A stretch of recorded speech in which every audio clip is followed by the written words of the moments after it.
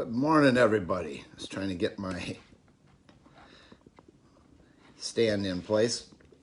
There we go. You know me, it's always a struggle when I gotta work with electronics and out the girls. No one gets up with me in the morning, so I gotta handle things myself. Morning. One of these days I gotta start coming on like Robin Williams with the "Good morning, timeless world."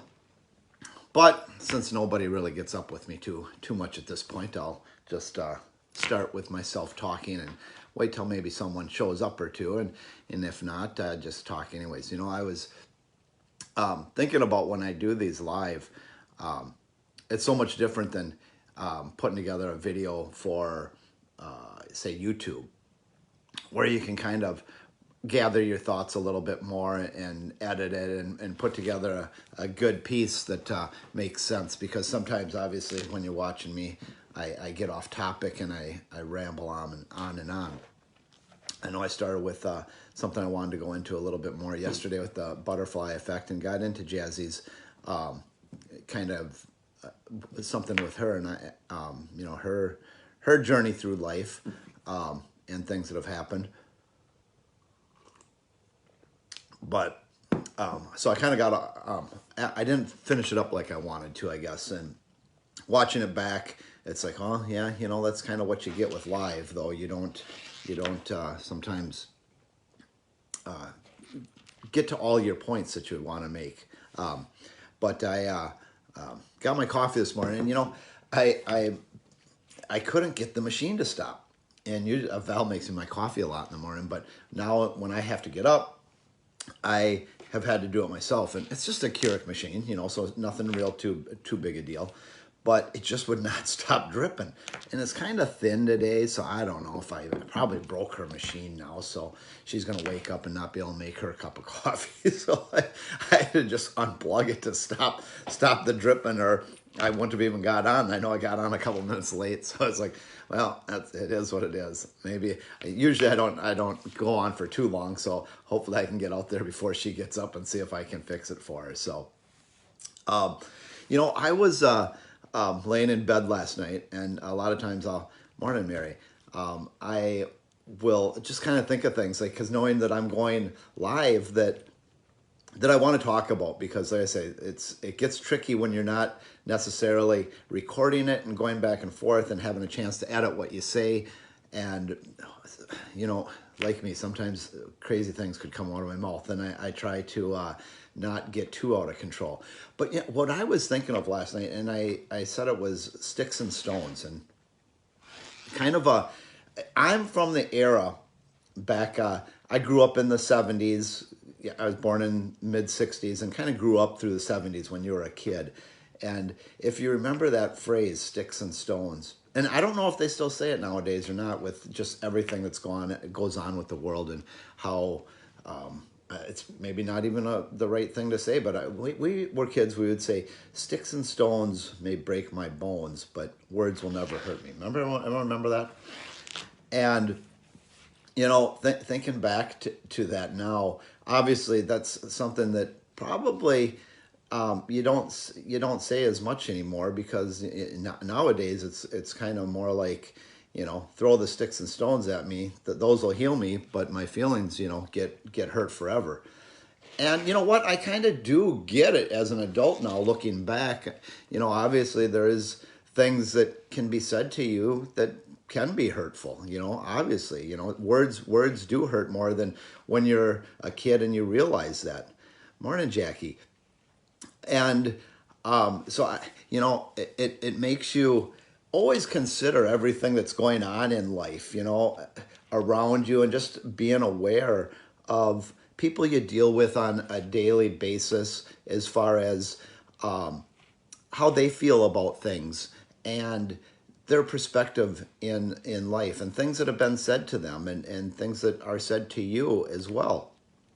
And to me, I like to come in, and everyone knows I've got a lot of conservative views, and I grew up, my dad, my dad was a legend, you know, like I'm sure so many's, but back in those days, he he's probably what you would consider or would have been considered a male chauvinist.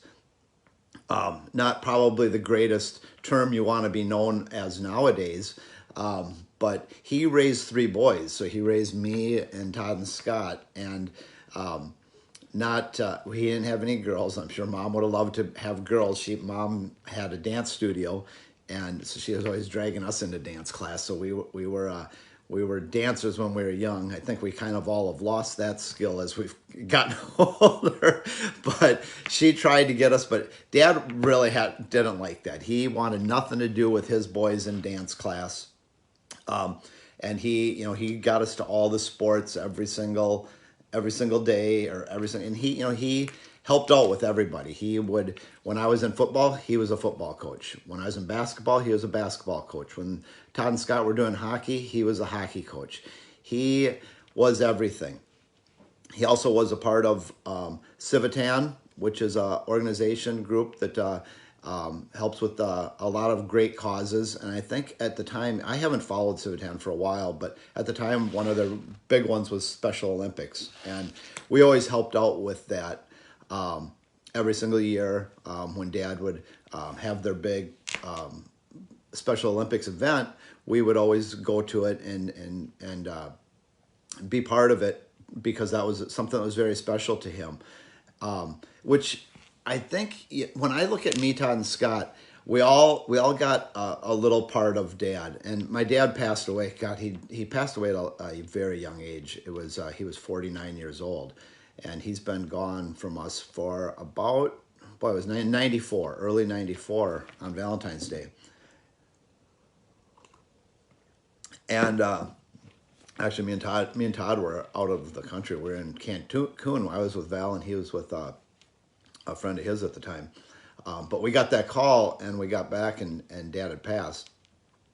He had a heart attack. I mean, it was devastating, obviously, for us. But like everything, time kind of cures or helps you move on and deal with things. But anyways, like I was saying, we all kind of got a great part of Dad. I think Dad was a very competitive person, obviously. Raising three boys like us that he had in all the sports, and for Dad, it was you couldn't play a musical instrument or dance or do anything other than basically sports for him. He was a man's man, and some of his comments, I know he would get awards from some of the people he worked with on some of the stupid stuff he would say that nowadays would be, I mean, I'd probably be in jail, so it was definitely a different time growing up in the 70s to what you see now, and that's what makes it a little bit tricky for our generation. When you see so much of this, and even people older than even me, and I'm lucky to have friends that are in their 70s and even 80s, and what they see going on in the world right now, and just the changes to society. And hey, some of them definitely are for the better. I'm all for you see some of this stuff of bullying and all that stuff that goes on. Terrible, absolutely terrible. I mean, I look back, and when I was growing up in school, luckily I was never someone like that. I was probably more on the other side that maybe got pushed around and bullied a little bit because I was not very big, and I wasn't the popular kid in school, but like I said again, it was a different time, and you just kind of took it, and you didn't let it bother you. And I can say no one ever said anything back to me in those days that I still remember today. But you know what? I know there are people probably out there that did feel something like that, and do feel it today too. And it's something that even though I wasn't brought up that way, it's a way that we've always raised the girls too. And I think you can tell when you see them on Tuesday nights, everything. And so many of you are out there that are friends of theirs. They are just, the girls are fantastic, and we did raise them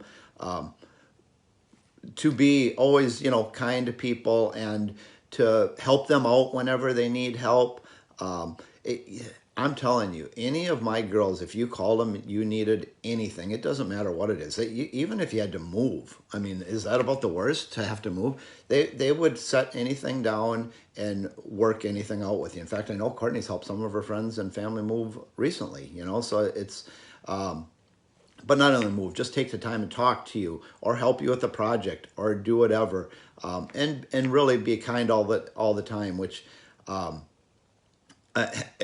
I sometimes I don't know how I did it, because they're so much better than I ever was, and it's great. So going back, I guess, though, to just my dad and how, yeah, they really are. So and yeah, you work with Jazzy, so you kind of know exactly what I'm talking about. And so we are very blessed that way. And that's another thing too, that I always do like to bring it back to the Lord and to Jesus on how we do things at our house. And just, I tried saying the other day, I guess, when I was, if you guys are watching or if you've watched it earlier, that sometimes I feel like, when you're in church and they ask you to reach out and talk to people and bring them more into the church, it's sometimes it's hard, right? Like it's like, you should. How do I talk to people about religion and bring them in? It's supposed to be one of the things that you don't talk about. Politics, religion, and whatever the other thing were, but and sometimes I think, well, God's really got to make those people strong to be able to do that. And he's finally, I shouldn't say he's finally, but I've finally realized the strength that he's given me to stand up and start talking that way, because it really does give you such a great sense of belonging to a greater part of a community, to a light, a world, and what everything is here, and how it all comes together.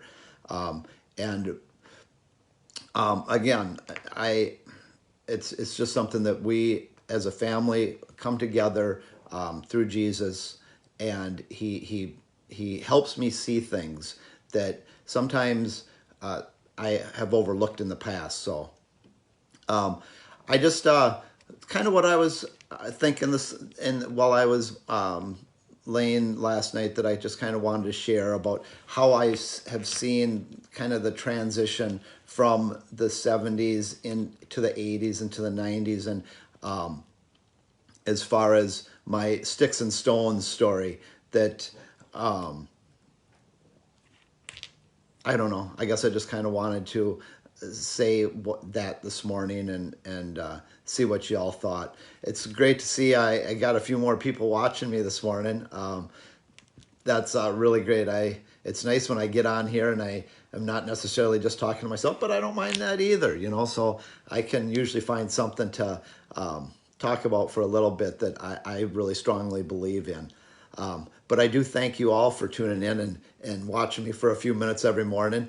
It's going to be fun, I think, if I am able to stick with this and keep things on topic and keep it interesting enough for you all to keep watching. Morning, Jill. That it will be something I'll look back and I'll be like, oh man, I really struggled back in those days. Because sometimes, like I say, sometimes I lose topic and I need to probably organize myself a little bit better. But I think that'll come as I get a little bit more comfortable every morning, just talking to you guys for a few moments. So it's Thursday today.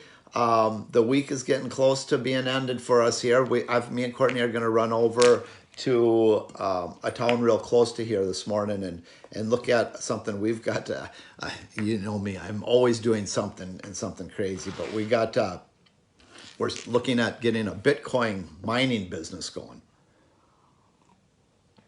I know, crazy, right? But I think you guys have met Dylan on the Timeless at one point. He's going to be moving down here with us here in a little bit, and we're going to start mining crypto coin and being helping people, actually, anyone that's interested in doing some crypto coin mining. We're going to be setting stuff up for people, so that's something we'll probably let y'all know at some point. We like to let you guys know, and if there's a way that you guys can be part of it, hey, that's great too. So we're actually going over to Claremont to take a look at some property that we're thinking about building a place to house the crypto mining rigs. So, and then we got to do a few things, other things for Timeless, and I'm sure the girls will probably be popping on at some point. I put on one. This is my favorite Timeless shirt I think that I've sold, and I maybe have one or two of them left, but it's just a nice, comfortable shirt that I always toss on when I think I got to fancy up for a little bit. And you can see this one's really starting to get a little worn out because I wear it a lot. I'm to the beach in this, or if we go out for the night. And so if you think your guy might look good in this one, pick it up for him. And we've got someone else too from New Smyrna that's going to be helping us out with a lot of stuff, and you're going to start seeing hopefully some neat changes going on with Timeless as well. The lives, I think hopefully we're going to get stuff set up with the girls I know have been pushing it really hard, the TikTok and the YouTube and the Instagram. So combining them all and just making things hopefully a little bit better for everybody. So I just want to say, everyone, have a great Thursday. And I will see you guys first thing tomorrow morning for Friday. And then we'll head into the weekend. All right, everyone, have a great day. Until tomorrow, stay timeless, my friends.